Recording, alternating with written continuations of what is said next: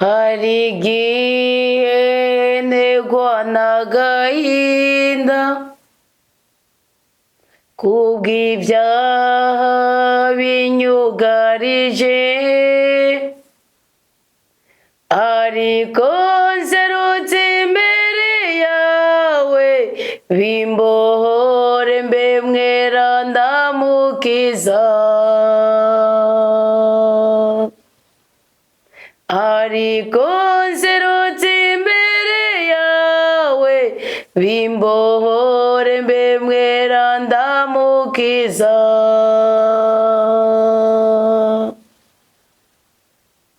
Manima ubwenge n'ubwitonzi n'umutima wuzuye ubutungane, inkomezi zawe zinumbere nshobore kwama nkuyoboka.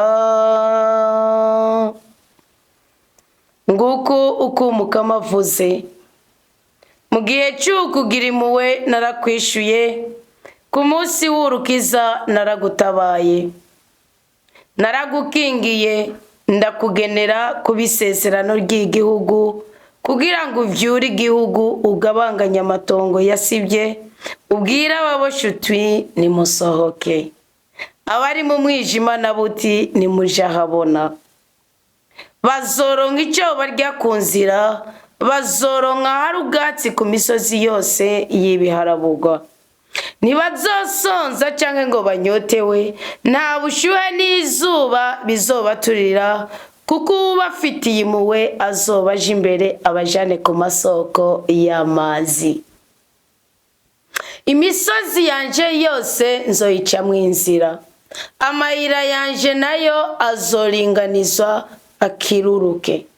Ngabo baje bava kure, bamwe bavuye mu buraruko no mu burengero, abandi bavuye mu gihugu cya Sinimu. Nutera impundu wajuruwe, nunezerwe wasiwe, nimwishongore mwa misozi mwe, kuko Umukama yahojeje igihugu ciwe, agirira impuhwe abiwe bari baruhijwe. Siyoni yavuze iti Imana yarampevye, Umukama yaranyibagiye. Mbe hari umugore yo kwibagira umwana wiwe conka, yoreka kugirira impuhwe uwavuye mu burabwiwe, naho bobo bokwibagira, ijeho sinzokwibagira. Narakwanditse mu biganza byanje ubutazimangana, impome zawe nama ndazirarira. Abahungu bawe baje barihuta, abagusambuye n'abakugize umusaka bazova iwawe bagende. Tugire Kristo bakundwa b'Umukama aho muri ku mpande zine z'isi, ndabaramukije amahoro ya Yesu Kristo, umwe wese ahari kandi mu cyubahiro ciwe. Mpereye kuba turi kumwe muri studio restaurant Komera Kristo ni muzima, nkabandanya no kuri mwebwe turi kumwe muri audio canke kuri kamera muri video. Mbaramukije amahoro ya Yesu Kristo kugira ngo inema y'Imana ibe muri twebwe igwiriye rwose, kandi urukundo rw'Imana rusasagare mu mitima yacu. Iyi sirika ibitubabaza, iyi sirika ibitugerageza, ariko buriya nkuko kare nigeze kubaganira mu izamu rya 5, buriya nagira ndabibutse yuko ibibazo duhura nabyo ni kimwe mu bikomeza ubuzima bwacu bwa buri munsi. Niyo mpamvu tubwirizwa kuba attentive, tubwirizwa kuba abantu badasanzwe, kwikomeza imbere yuko dutora igisubizo cy'ibibazo bibanamiye ubuzima bwacu, na cyane cyane ko n'Imana ari udutosi ishobora kuturekerana mugabe ishaka kutugira abakomeye. Ushobora kugeragezwa n'umwana wibyariye, ushobora kugeragezwa n'uwo mubakanye, umuvukanye, imibereho, umugenzi, uwo bwibanga ryawe, ariko ibyo byose Imana irinze yemera ngo bibe. Naratangaye isomye muri Bibiliya ijambo rivuga ngo ibibi ni byiza ni rudasumbwa birema. Nsanga iryo jambo ryavuye mu kanwa k'umuntu w'umwizerwa rwose muri Bibiliya yitwa Musa, umuyobozi w'Abanyisirayeli mu gihe cyo kuva mu buja bwa Misiri.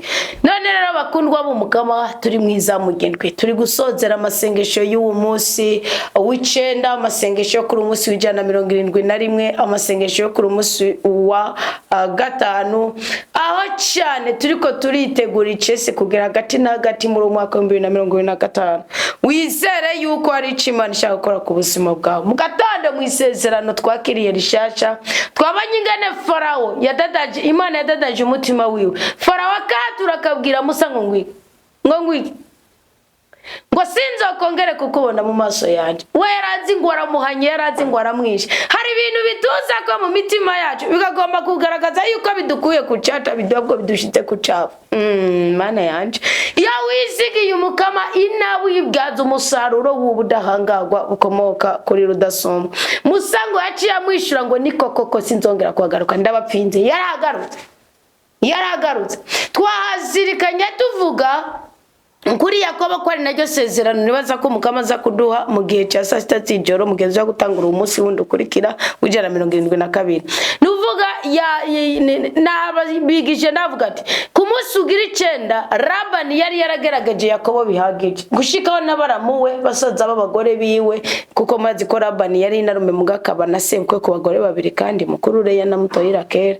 Nikuvuga gushikaho bose Yakobo biromarka ati basigaye bandabaribi, kandi bari baramujyajyanyije aravuga ngo incuro 10 zose barangijyanije. Bakundwa b'umukama, munsi w'9 n'umunsi udasanze ko kuduvyarira ibitangaza byo ku munsi w'10, ariko iyo munsi w'9 utakuvyariye igitangaza cyo ku munsi w'10, ukuvyarira umuvumo wo ku munsi w'10.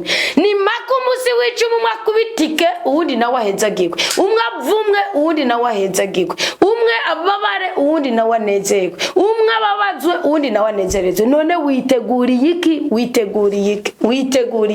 Bibiliya mu gusozera uyu munsi iratubwira ijambo ry'Imana ari muri Izaya 49 dukunda no gusengeramo cyane, ariko dukunda gusengera ku murongo wa 16. Mugabo uyu munsi dusomye gwara ku murongo wa 8 ngo akanyamuneza kabatabarutse. Nibivye muri gahunda gutabaruka, Imana ni mudahemuka, Imana ni mutananigwa, Imana ni neturuye, Imana ni mushobora byose. Imuwezayo zishaka kugusanga uri mucaka kuko ngo ibyaduha Imana yanga nibyo dukora. Zishaka gusanga uri mu ntege nke zikakuzamura kandi zikagushira mu kuri kwisezerano wasezerano w'isitararemo.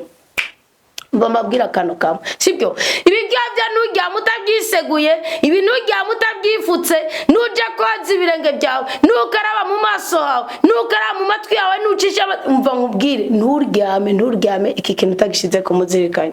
Ubundi yisira afise uburenganzira bwo kudukubita, yisira afise uburenganzira bwo kuduhohotera. Uyu mubiri isi ufise ku burenganzira, shetani umwami wayo ufise ku burenganzira, ariko ubwo burenganzira si definitive, kuko Imana itarashaka yuko umubiri wawe shetani ukora ko ntibyemera, ntibikunda ko ashobora kuwukora, ko murabizi ko byabaye no kuri yo. Iyo ubonye uri mu igeragezo runaka, iyo ubonye uri mu gisuzuguro runaka, iyo ubonye tuzovuga ngo Imana yamanye, no, kuko Bibiliya iravuze ngo Siyoni, iravuga Siyoni ni wa mwanya umutima wabwirizwa kuvuga uti magaze nemye kuko nageze mu mahoro mabwa na rudasonga. Mugabo wiwazi ingana umugabo muryana, wiwazi ingana umwana atakumvira, wiwazi ingana umukozi muryana atamuryajyanije, wiwazi ingana atamuntu numwe mu bihuriza ko, wiwazi ingana ukoresha imbaraga nyinshi ugasarura bike, wiwazi ingana uvuga cyane mu gukumva wabuke ukavuga te ya la la la la la la ni Imana yankuye kwa maboko. Wiwazi ingana ingwara yamakuri wewe, igisuzuguro bugumba buri wawe cyangiro kiri wawe, imivumo imikosho twugaza ko uturya ugizene mu mwanya mutugeranije n'umwanya waturondera kamabwira ikintu kimwe sibyo. Ibyo ntibihagije ngo uvuge ngo Imana yaramebye. Hari umuvuma na nivumuje ko naratedegwa ku karimbo naragakunda kavuga ngo Mana yarandiye yangiza umukogi yengira umuhungu note ya gatoki kwitongo kwa data ngashinga karimbi amaremba karorana. Yo nsanga nariyenze naratutse Imana, kandi iyo ndirimbo narayikunda navuga ati buriya rero ko ndi umukobwa w'imfuri yomba umuhungu na mwari data ankunda, uwo byari kuba bikomeye. Sanga yo imbaraga ubushobozi bwose Imana yari yabanje kubwetera muri je mu rubyara rwa data ndabarahi. Niwe papa nawe urabibabwira kuri kamera kubera iki Imana yarizi icishaka gushikako mbwo ubutunzi bwanje ntibwari bwo kwangara mbwo utarisobanukirwa urijogota mu mutima wawe reka ndakubwire kwicuri sishobora gushinga naye ngo muri umuna wanje ni wafise imbaraga ni je mfise imbaraga kubera iki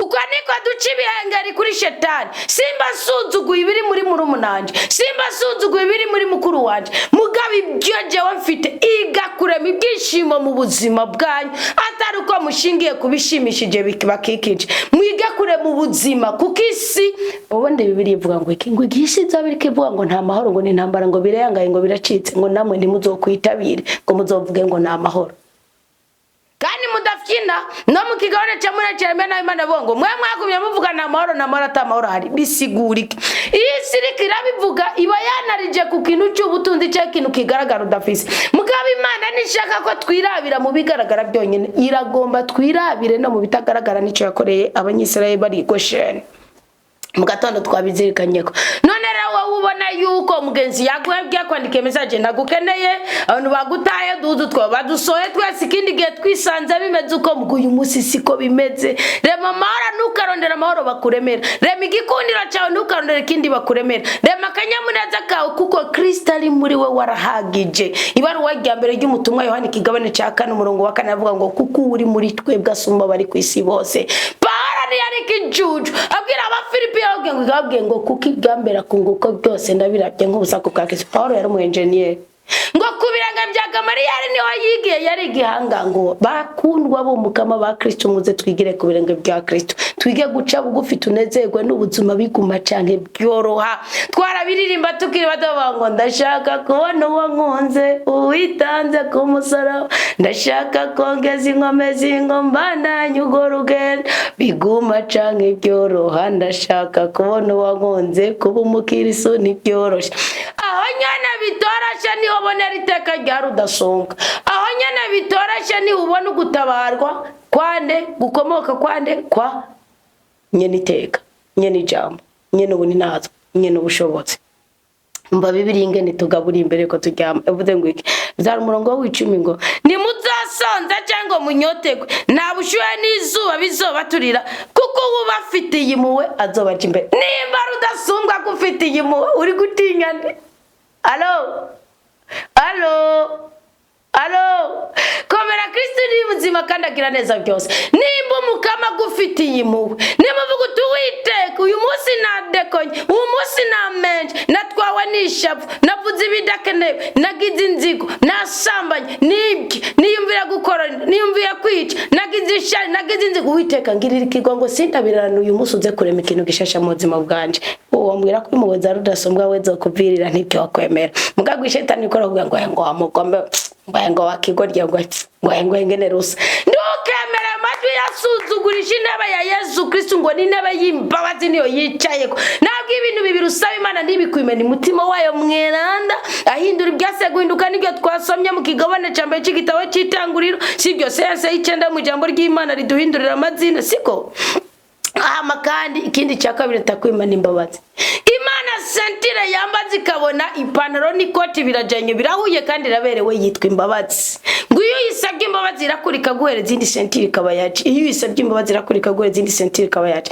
nuvuga iki n'umukanda ushingiye ku rukundo kuko urukundo niko mukanda udufundikanirizo bweranda ngo ntuzabura ibyujya ntuzabura ibyuntu hari undi atabuze ibyajya ariko abuze habishira umushishi turakurya wabiryise semikaza urashonje kandi ubuze icyo uteka bakubaje icyo ushaka icyo cyose icyo ni igitero ngizina ga Yesu Kristo umugoroba tugorobezanya amahoro kuko uyu munsi w'icenda nutarema amahoro nutasasira amahoro Salomo yigeze kubivuga nutasasira amahoro ejo zosasura takora umunsi w'icumugani uzosasa uzokubitika ngo nguko kumuka amavuta ngo mugihe cyo kugira impuhwe jewe narakwishyuye ngo kandi ku munsi w'urukiza naragutabaye ubundi izindi bibiliya ziravuga ngo mugihe cyo kwemegwa somye nka bibiliya y'icyongereza canke bibiliya izi naho zo bizi inyeranda bibiliya yera bora bibiliya yera canke ya soft nayo nyene iravuga ngo mugihe cyo kwemegwa narakugiriye impuhwe natwe muri ecclesia ni mugihe cyo kugirirwa impuhwe ucumenga ni ibintu biri muri rusange kada ni ikigihane cyo kwemegwa kuri wewe ni ikigihane cyo kwemegwa muri wewe ni ikigani cy'ukwemegwa mu bugabo bwawe, mu bugore bwawe, mu busore bwawe, mu bukobwa bwawe, ndetse no muri ubwo bugwayi bwawe. Niyo cyoba igisuzuguro cy'ingwara cyakomotse ku bubegito bwawe, ukutamenya kwawe, ndagusabye kibyaza umusaruro ubwira Uwiteka uti buriya rero ga Dawudi ndamukunda. Nigeze kuvuga muri Zaburi ya 51 gore go Uwiteka ngiri ikigongo nkure kwibyaha bindemero binkoreko unkure kwinyama y'umuntu ngo burya nubwo ntagerageza je ngo mubyaha we niho yasamiye ngo ariko naho yasamiye kandi akanera ku birenge byawe ngo jewe nagumye niteze kugira neza kwawe nkiri kuri si y'abazima ngo kandi rero nungirira ikigongwe kugira ngo ngiriki bigaragare ko mu byuvuga utunganye bakundwa b'umukama ubu turabana b'Imana uko tuzosa ni kurayishurwa ntusuye kuvuga ngo Imana yantaye irakubwira ngo mu kiganza canje cy'ukuryo niho nakwanditse ubutazimangana mu Kinyarwanda bavuga ngo nk'imanzi ubutazimangana ubwo butazimangana mwibuka imanzi cyari cyo mu Kirundi barabyo ni kuvuga niko biri niba Imana yakwanditse mu kiganza cyawe shatani yirikira gukwega cyane ni wori kigorye ubwoba bwirukane gutsindwa byanke ubutsinzi buhamagare bwakire kuba umurizo no bana kugana ukurikira mu bitekerezo by'abandi jana n'ukuri kandi nufatira ku jambo ry'Imana ugende uhinyuzura ko bihuye n'ibiri muri Bibiliya ibisigaye Uwitekanire. None rero kubera ni kugira ngo dusozere uyu munsi w'icenda w'amasengesho iyumve ukuri ko siyumve bwira Imana uyibwira uti nzokubwira byose tacyo nsize inyuma wewe ntiwamvaho na rimwe ntujurambirwa kunyumva amatwi yawe orayiteguye kunyumva Uwiteka nyagora ku ngoma. Imitima yacu yashashe yipfuza kwibera mu nyonga zawe. Zaburi ya 84 iravuga akari ku mutima ka bene Korari ngo hafi y'uruhimbi rwa ugweranda ngo niho bironkera icari cyo gushira mu doswi. Mukama mu nyonga zawe niho turonka amahirwe yo gushira ibyacu byose biri ku mutima. Ni wowe uzi imyaka waturemeye kuba kuri iyi si tunezerewe icyo turi uyu munsi kuko tuzi ko neje ari wowe uzotunezereza. Akira ya masengesho yacu kuri uyu mugoroba, akira kari ku mutima w'abana bawe, duhezagire duhumugisha n'umugwiza Mukama, duhezagire uturinde kubabara kandi utwagurira imbibe, duhezagire uduteture mu makuba y'ubwoko bwose, duhe inkomezi z'ugukora uduhe n'ibyo dukora, duhe ubwenge bw'ugukora uduhe n'ibyo dukora. Dawa twese ubyagiye mu ijuru, izina ryawe ni Yehova Adonai, ukora ibyo ushaka.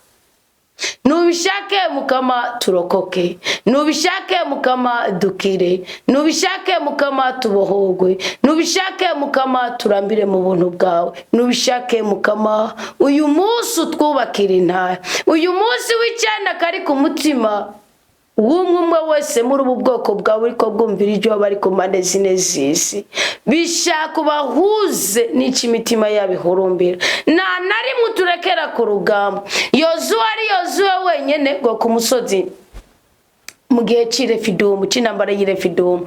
Musa byaragaragaye ko intambara yatsinda kubera batsinda intambara kubera Musa ngo yamanika amaboko. Inkota Yozuwe sewe yakora kimeto n'icyuko Musa manuye amaboko inkota yacipfuwe. None ndazamuye amaboko nsamuye ubwoko bwa bitekerezo byawo, imitwaro yabo, ibyo byose bihanamiye ubuzima bwawo. Nyagora ku ngo murabe ryiza uyu munsi abantu barafise amafongo, nyagora ku ngo murabe ryiza abantu uyu munsi bagize umutima w'urukundo, nyagora ku ngo murabe ryiza abantu uyu munsi bari bafise umutima w'ikigongo, nyagora ku ngo murabe ryiza uyu munsi abana bawe bavuze ati kisi ncirengagiza nico ntegerezwa mu izina rya Yesu Kristo. Dawa twese byagiye mu ijuru, akira kimwe muri 10 mu by'abana baguhaye, bahumugisha kandi basubirize mu nkoko bireze ibyo bokuba ukakugusaba. Warababwiye ngo ni mungaragaze mbakure kwibyonye, rabaho babikoreye mu maparuwasi utandukanye, rabaho babikoreye mu masengesho yabatandukanye, rabaho babikoreye mu migwi yo gusengeramo, mu bibanza byo gusengeramo byabo hatandukanye. Mukama ndasabye umugisha kuri uyu mukristo wese ari karumvira ijwi ryanje, Mukama ndasabye umugisha kuri uyu mukristo wese duhuriye kuri rizamo, nuzo uzoryumva hanyuma ndamusabiye umugisha, ndamusabiye umuhezagiro. Turinde kubabara. Hari icyo wakora kugira ngo amakuba duhanamiye ejo hazoza tuyakugweko. Hari icyo wakora kugira ngo akazi bazodukuramwe ejo hazoza tubikugwe ko muvumo mukoshi tukugwe ko mu waradusezane mu itanguro 12 kuzotongera urutoki mu jisho ryacu azorutungire muri mbone y'ijisho ryawe. Kandi waratubwiye ngo ko bazokorana bagomba kutugirira nabi, ngo nawe ukabatatanya gukabatandukanya bahuje bazananye mu nzira mukabatandukaniza mu nzira ubw'ubushobozi bwawe kandi utarinze kutugisha inama. Ntitugusabye ngo tugishe inama ukiza bacu, ahubwo bakize kubera ubuntu bwawe, utwigoro twacu, amasengesho yacu. Ntitugusabye ngo bikore kubera ikindi kintu na kimwe usibye ubuntu bwawe mukama. Bidukorere kuko uri Imana yadusezaniye kudukorera ibyiza. Bidukorere duhera amahoro igihugu cy'u Burundi. Kubera iki? Waratubwiye ko nitwe babiri cyangwa batatu tusengera igihugu cyacu ngo uzogikura ku inkota, ngo uzogikura ku inzara, ngo uzogikura ku intambara, ngo uzogikura ko mugiga, ngo uzogikura ko ibyoherezo. Nyaguhora ku ngoma rudasumbwa, wewe rutunga boro, wewe Mana ukura kucavu gashira kucata, wewe Mana wicarika hasi ukanicarika no hejuru. Ndaguhaye icyubahiro muri iri joro. Ndankirije umurozi yoza gutongera ku buzima bwacu tukabura amahoro tukaburitira. Ndankirije umurozi yotongerera kuko yabonye twicaye ku byo twavuze, ku mudu zacu, ku mishatsi yacu cyangwa kuri buri kindi kintu kimwe cyose akatubuza amahoro.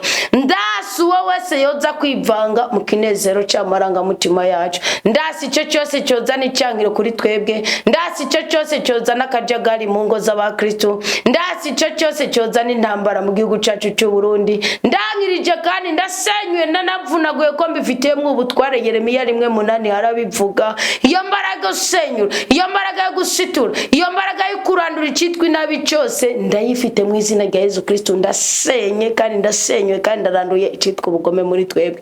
Wa mu Kristo uzirikiye mu mutima wawe ubugome mu izina rya Yesu Kristo n'uburizwe mu imbaraga. Amabaka agambiriye kuvunagura, amabaka agambiriye gucumita, amabaka agambiriye gusambura, amabaka agambiriye kwiba, amabaka agambiriye guhonya, akanwa kagambiriye kuvuma, gutongera no kugirane no gusuzugura umwana w'Imana. Ndakatsinze amaboko nawe ndavunaguye mu izina rya Yesu Kristo. Turabana b'Imana, tugengwa n'ubwenge bw'Imana n'ubwitonzi bw'Imana, kandi turabanyamugisha natozoburira mu rukundo rw'Imana. Mukama duhezagire kandi amaraso ya Kristo dutwikire rwose.